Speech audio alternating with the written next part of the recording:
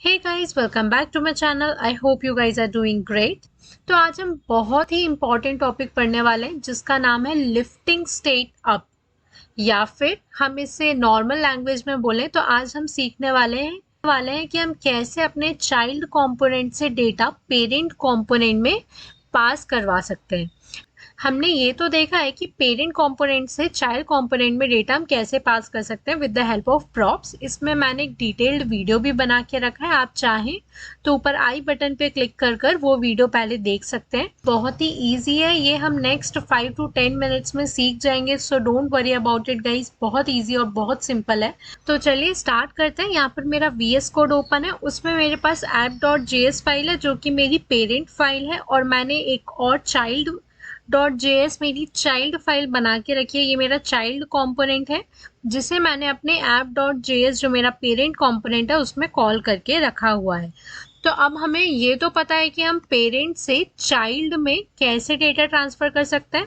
देखो, जैसे सपोज करो मेरे पास एक कांस्टेंट है, एक कुछ डेटा है, तो डेटा इक्वल्स टू एल से Yoshita, I'll write Yoshita over here। ठीक है, अब अगर मुझे पता है कि अगर मुझे पेरेंट से चाइल्ड में पास करना है तो मैं बहुत सिंपली पास कर सकती हूँ एज अ प्रॉप। तो मैं इस डेटा को एज अ प्रॉप यहाँ सेंड कर दूंगी, और मैंने यहाँ सेंड किया है तो मैं यहाँ चाइल्ड में प्रॉप्स को रिसीव कर लूंगी, और मैं यहाँ डिस्प्ले करवा देती हूँ h1 props dot data. JSX का रूल है कि जावास्क्रिप्ट एक्सप्रेशन हम कर्ली ब्रेसेस में लिखते हैं। तो अभी हम यहाँ चलते हैं एंड आप देख सकते हैं यहाँ पर मेरा योशिता जो है वो डिस्प्ले हो रहा है ना। ये हम पहले भी पढ़ चुके हैं और ये काफ़ी सिंपल है, हमें पता है पेरेंट्स से चाइल्ड में कैसे हम डेटा ट्रांसफ़र कर सकते हैं। लेकिन अब हमें चाइल्ड कंपोनेंट से डेटा को पास करवाना है अपने पेरेंट कंपोनेंट में। अब वो हम कैसे कर सकते हैं, ये भी काफ़ी सिंपल है। उसके लिए हम एक सिनेरियो समझते हैं।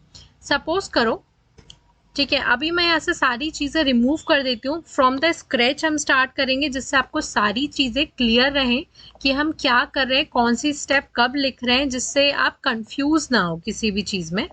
तो I will remove this data from here as well.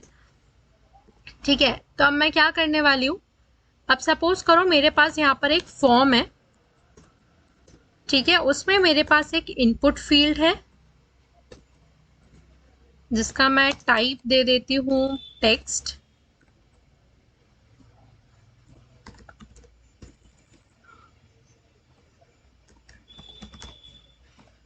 Okay, जिसका मेरे पास टाइप है टेक्स्ट। वैल्यू मैं सेव करवा देती हूँ नेम वेरिएबल में। अब नेम वेरिएबल को मैनेज करने के लिए मुझे यूज स्टेट की हेल्प लेनी पड़ेगी। तो मैं यहाँ पे नेम ले लेती हूँ और सेट नेम ले लेती हूँ, और यहाँ पर मैं यूज स्टेट हुक की हेल्प लेती हूँ, एंड दैट्स ऑल। एंड मैंने यहाँ यूज स्टेट का यूज किया तो मुझे यूज स्टेट को इंपोर्ट भी करना पड़ेगा, नहीं तो मेरा यूज स्टेट चलेगा ही नहीं। Use state from react. ठीक है, ये मैंने सेव कर लिया। ओके, ये नेम कर दिया। अब मुझे यहाँ ऑन चेंज लगाना पड़ेगा। ठीक है, मैं यहाँ पर एक इवेंट हैंडलर डाल देती हूँ ऑन चेंज। इसमें मैं डायरेक्टली एक एरो फंक्शन लगा देती हूँ। एंड ये सारी चीज़ें गाइज हमने ऑलरेडी पढ़ के रखी है कि हम फॉर्म हैंडलिंग कैसे करते हैं रिएक्ट में। तो अगर आपको ये वैल्यू मैं क्यों लिख रही हूँ, ऑन चेंज मैं क्यों लिख रही हूँ, ये समझ नहीं आ रहा है तो आप ऊपर आई बटन पे क्लिक करके फॉर्म हैंडलिंग इन रिएक्ट देख सकते हैं, जिससे आपको क्लियर हो जाएगा। ठीक है, अब मैं क्या करती हूँ, सेट नेम के थ्रू अपनी वैल्यू को सेट कर देती हूँ। एंड मैं सेट किससे कर दूंगी, e.target.value। ठीक है, ये मैंने यहाँ सेट कर दिया, तो यहाँ तक कोई इशू नहीं है आई गेस। अब मैं क्या करती हूँ, एक बटन बना लेती हूँ, जल्दी से एक बटन बनाती हूँ जिसका नाम मैं रखती हूँ सबमिट। एंड यहाँ पे मैं एक और इवेंट हैंडलर डालती हूँ ऑन सबमिट, एल से हैंडल सबमिट। अब मैं ये फॉर्म क्यों बना रही हूँ, मेरी रिक्वायरमेंट क्या है कि मैं चाहती हूँ कि जब भी मेरा ये फॉर्म में कोई भी यूज़र डिटेल इनपुट करे कोई भी यूजर अपना नेम इनपुट करे तो वो नेम मैं एक्सेस कर पाऊँ अपने पेरेंट एलिमेंट में, सॉरी पेरेंट कंपोनेंट में। तो मैं उसे कैसे कर सकती हूँ, मैं एक handle submit event handler add किया, तो मैं जल्दी से इसे डिफाइन भी कर देती हूँ। I'll say फंक्शन, आप एरो फंक्शन भी लिख सकते हैं, anything is fine guys. And हमें पता है कि जो इवेंट हैंडलर होता है वो हमें एक इवेंट ऑब्जेक्ट रिटर्न करता है, तो मैंने उसे यहाँ एक्सेप्ट कर लिया है। तो मैं सबसे पहले तो event dot prevent default add कर देती हूँ। ठीक है, ये सब हम क्यों लिख रहे हैं ये सब मैं ऑलरेडी एक्सप्लेन कर चुकी हूँ लास्ट वीडियो में, और इस वीडियो में इन सारी चीज़ों का अभी तक कुछ लेना देना नहीं है। हमें बस ये सीखना है कि हम कैसे डेटा जो हम यहाँ पे एक्सेप्ट कर रहे हैं वैल्यू में, उस डेटा को हम कैसे सेंड कर सकते हैं अपने पेरेंट कंपोनेंट में। ओके, अब यहाँ से हमारा इम्पॉर्टेंट पार्ट स्टार्ट होता है कि हम कैसे अपने डेटा को पास करें। तो उसके लिए देखो हमें पता है पेरेंट से चाइल्ड में कैसे डेटा पास करते हैं, with the help of prop.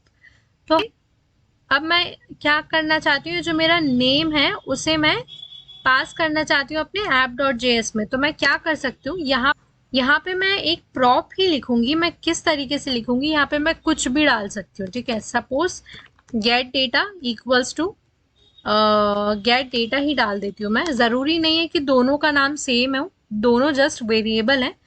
आप चाहें तो यहाँ रिसीव डेटा या कुछ भी लिख सकते हैं, anything is fine.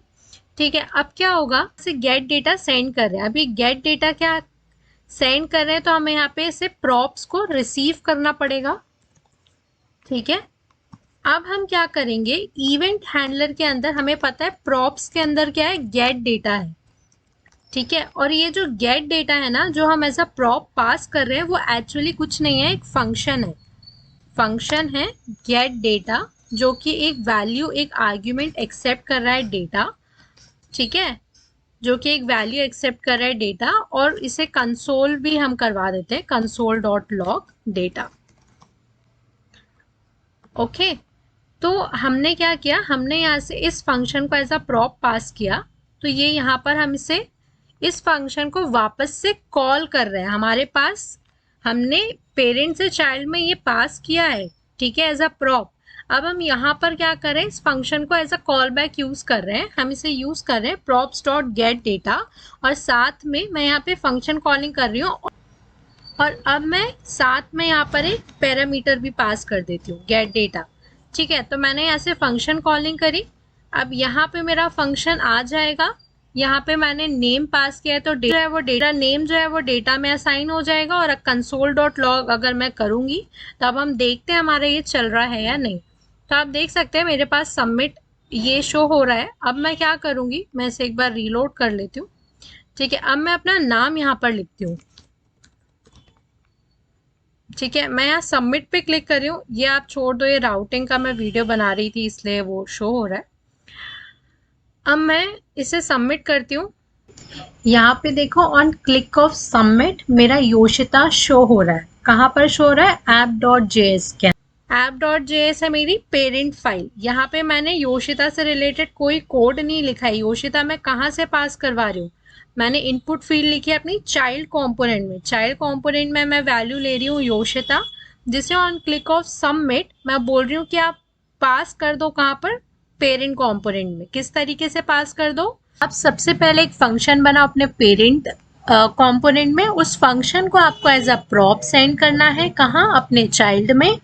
Child component में आप उस फंक्शन को कॉल करोगे। ठीक है, आप उस फंक्शन को कॉल करते टाइम आप उसमें अपना डेटा जो आपको सेंड करना है उसे एज अ पैरामीटर सेंड कर दोगे। तो जैसे ही आप फंक्शन कॉल करोगे चाइल्ड कंपोनेंट से, फंक्शन कॉलिंग के बाद जो हमारा फंक्शन है वो रन होगा अपने पेरेंट कंपोनेंट में, और साथ में ही वो अपना डेटा जो कि आपने चाइल्ड कंपोनेंट से भेजा एज अ पैरामीटर वो एक्सेप्ट करेगा, and then we can use that data in our parent component. तो I hope it is clear now. बहुत सिंपल था ये, और इसी कॉन्सेप्ट को हम बोलते हैं lifting state up in technical language. अगर आप ऑफिशियल वेबसाइट में जाए रिएक्ट की, तो लिफ्टिंग स्टेट अप में आपको यही अप्रोच सिखाई है। तो तो आई होप आपको ये क्लियर हुआ होगा। मैंने अभी काफ़ी सिंपल समझाया है, जितना बेसिक हो सकता था मैंने उतना बेसिक समझाया है। हम जल्दी अब अपने रिएक्ट के प्रोजेक्ट स्टार्ट करने वाले हैं, उसमें हो सकता है ये सारे टॉपिक्स के आपको थोड़े कॉम्प्लेक्स वर्जन दिखें, इसलिए आपको ये कॉन्सेप्ट समझना ज़रूरी है। नहीं तो जब हम प्रोजेक्ट करेंगे तब आपको कुछ समझ नहीं आएगा कि ये डेटा यहाँ से कैसे पास हुआ या हमने इसे कैसे एक्सेस किया। तो इसलिए आई विल सजेस्ट कि आप जितना ज़्यादा अपना बेसिक्स अपने कॉन्सेप्ट क्लियर रख सकते हैं उतना अच्छा है। That's all for this video guys. You guys can make my day just by subscribe to my channel and like the video and also comment down कि आपको ये वीडियो कैसा लगा, ये आपके लिए हेल्पफुल था या नहीं था, या जो भी आपका ऑनेस्ट रिव्यू है आप वो दे सकते हैं। So that's all for this video guys. मिलते हैं नेक्स्ट वीडियो में। Thank you guys for watching.